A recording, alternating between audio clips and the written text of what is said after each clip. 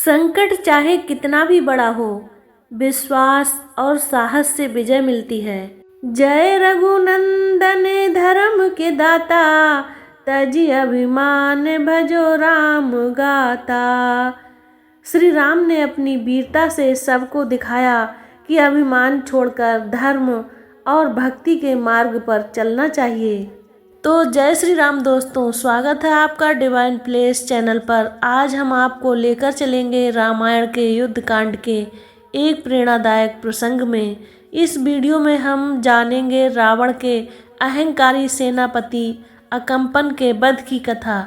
यह कहानी केवल वीरता और साहस की नहीं है, बल्कि यह धर्म, सत्य और अधर्म के संघर्ष की भी प्रतीक है। अंत तक हमारे साथ बने रहें, क्योंकि यह कथा आपके जीवन में सकारात्मक प्रेरणा लेकर आएगी। तो मित्रों, आज की कथा में आप सुन रहे हैं अकम्पन का वध। रावण अकम्पन को अदम्य समझता था, इसीलिए उसकी मृत्यु से रावण को भारी आघात पहुंचा। वह गहन शोक में डूब गया। रात्रि को वह शांति से विश्राम भी न कर सका। दूसरे दिन उसने मंत्रियों को बुलाकर कहा, वानरों की सेना हमारी कल्पना से भी अधिक शक्तिशाली और पराक्रमी सिद्ध हुई है। पिछले 4 दिनों में हमारी बहुत सी सेना मारी जा चुकी है। सैनिकों का मनोबल टूटने लगा है। नागरिकों को शत्रु के घेरे के कारण बाहर से उपलब्ध होने वाली खाद्य सामग्री प्राप्त नहीं हो रही है। वे अत्यंत दुखी हो रहे हैं। 4 दिन के युद्ध को देखकर मैं इस निष्कर्ष पर पहुंचा हूँ कि शत्रु पर विजय प्राप्त करना साधारण राक्षसों के लिए संभव नहीं है। इसीलिए हे वीर प्रहस्त, मुझे ऐसा प्रतीत होता है कि शत्रु को परास्त करने के लिए कुंभकर्ण को, मेघनाद को, तुम्हें अथवा मुझे ही आगे आना पड़ेगा। अतः आज युद्ध का नेतृत्व तुम करो। तुम युद्ध कला विशारद हो। ये वानर चंचल और वीर तो हैं, परंतु प्रशिक्षित नहीं हैं। तुम युद्ध नीति से उन पर विजय प्राप्त कर सकते हो। इसीलिए हे वीर, तुम शीघ्र जाकर राम लक्ष्मण सहित समस्त शत्रुओं का संहार कर मुझे निश्चिंत करो। अपने ऊपर इस प्रकार का विश्वास व्यक्त करते देखकर प्रहस्त ने कहा, आज मैं अपने अतुल पराक्रम से शत्रु सेना का विनाश करके आपको निश्चिंत कर दूंगा। आज मेरे कृपाण के शौर्य से मैं रणचंडी को प्रसन्न करके चील, कौओं, गीदड़ों आदि को शत्रुओं का मांस खिलाकर तृप्त करूंगा। इतना कहकर वह भयानक राक्षसों की सेना को लेकर युद्ध स्थल की ओर चल दिया। इस विशालकाय सेनापति को सदल बल आते देख रामचंद्र ने विभीषण से पूछा, हे लंकापति, यह विशाल देह वाला सेनापति कौन है? क्या सूरवीर है?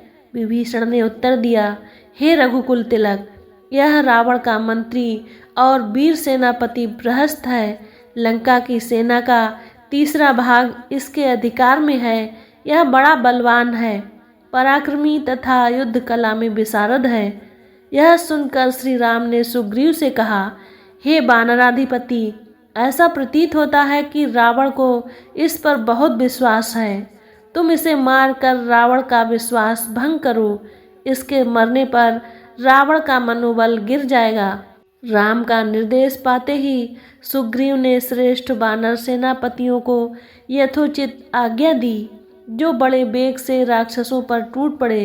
राक्षस भी तोमर, त्रिशूल, गदा, तीर कमान आदि से वानर सेना पर आक्रमण करने लगे। प्रहस्त ने स्वयं और उसके सेना नायकों ने अपने अप्रतिम रण कौशल से भयंकर दृश्य उपस्थित कर दिया और सहस्त्रों वानरों का सफाया करके रणभूमि को शवागार बना दिया। यह देखकर अनेक महारथी वानर अपनी पूरी शक्ति से राक्षसों से जूझने लगे। उन्होंने भी भयानक प्रतिशोध लेकर सहस्त्रों राक्षसों को सदा के लिए समरभूमि में सुला दिया।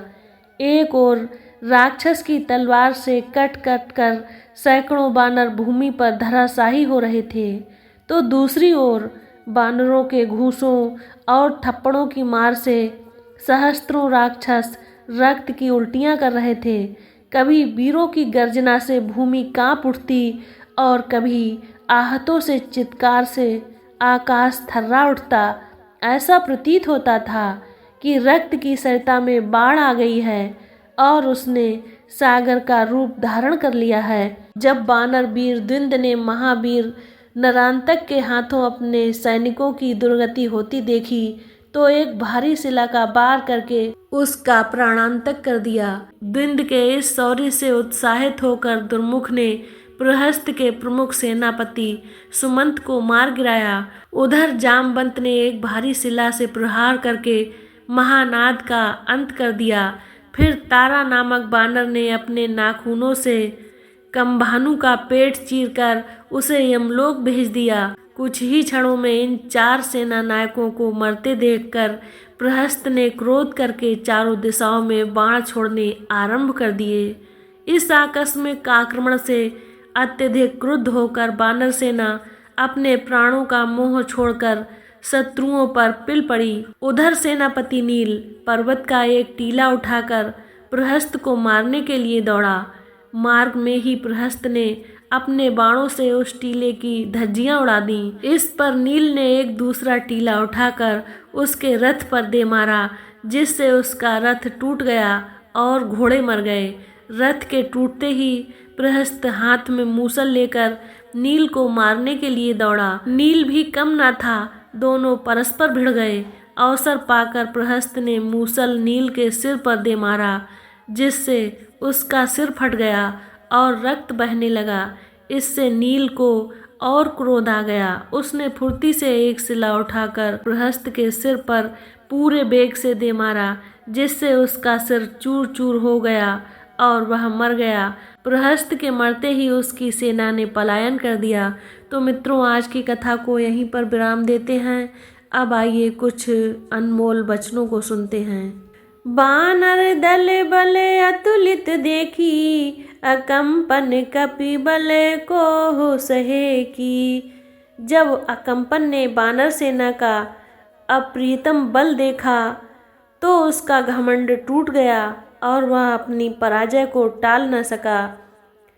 असुर मारे सब खल संहारे, धर्म पथ के बाधक संहारे। भगवान श्री राम ने अधर्म का अन्याय का नाश करते हुए अपने धर्म और सत्य के मार्ग को प्रशस्त किया।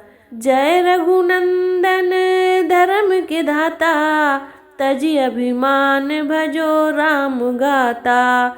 भगवान श्री राम ने अपनी वीरता से सबको सिखाया कि अभिमान छोड़कर धर्म और भक्ति के मार्ग पर चलना चाहिए।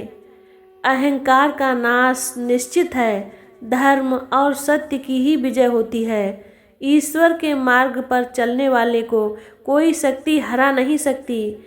चाहे संकट कितना भी बड़ा हो, विश्वास और साहस से विजय मिलती है।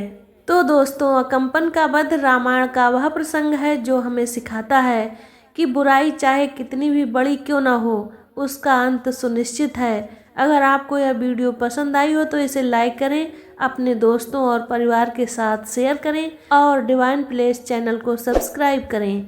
कमेंट में ज़रूर बताएं कि यह कथा आपको कैसी लगी। अगली वीडियो में फिर मिलेंगे एक और प्रेरणादायक कहानी के साथ।